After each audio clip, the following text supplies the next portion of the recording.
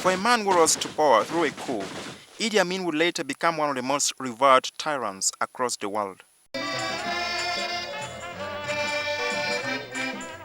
A paranoid despot, his sheer buffoonery portrayals and the populist rewards to the underclass made him to be loathed and loved in nearly equal measure.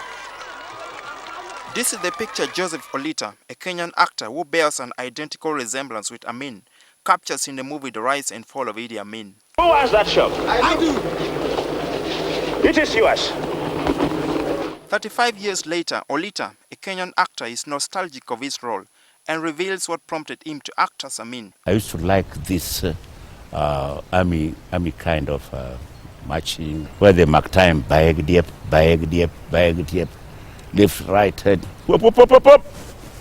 Then I used to enjoy that very much. Olita had earlier on missed the chance to act as Idi Amin when he was approached to play a role in a 1976 movie, which portrays the hijack of an Air France plane by the Black September group to Entebbe airport, and later the audacious rescue of hostages by Israeli forces. Now it was a flop because we didn't get license in time, and many companies were also craving for it.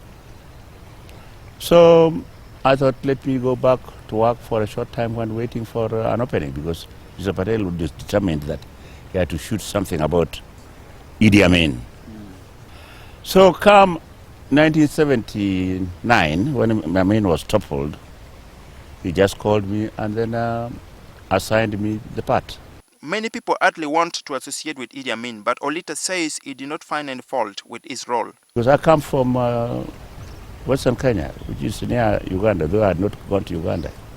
But those people who work in Uganda are mostly from Western Kenya, the Luos, the Baloyas.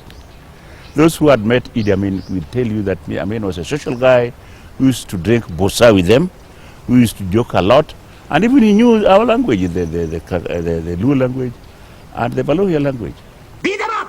No! Kill them! No! Oh! Amin is accused of slaughtering 500,000 Ugandans. Many of their corpses fed to the crocodiles in River Nile waters.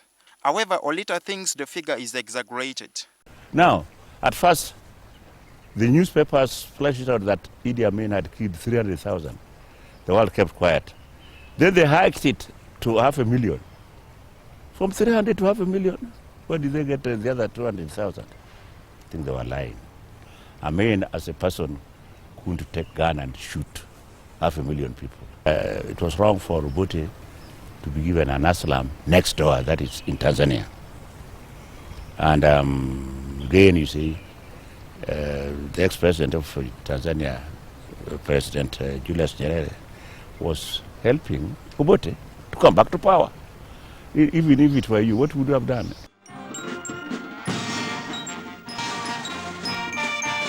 Olita did not know much about Idi Amin, though he perfectly executed his role, perhaps good enough to win him a coveted Oscar. But I read a lot about him through books, through newspapers, and the clips. And then when I had to portray him, I really had to master his mannerism, which helped me a lot. The film, with a cast of about 1,500 people, won 5 awards, including Best Actor, at the Las Vegas International Film Festival in the US. Mr. Olita thinks it would have received much acclaim if it was acted today. It was acted as a movie in 1980, when most of African films were not being watched by the white people.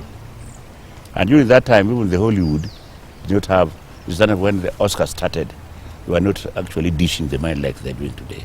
The film was entirely acted in Nairobi, with Biashara Street acting as Kampala Road and Macmillan Library as Bank of Uganda. The directors felt it wasn't safe enough to act the movie in Uganda at that time. Today marks exactly 35 years after Idi Amin was deposed, but his reign has left an indelible mark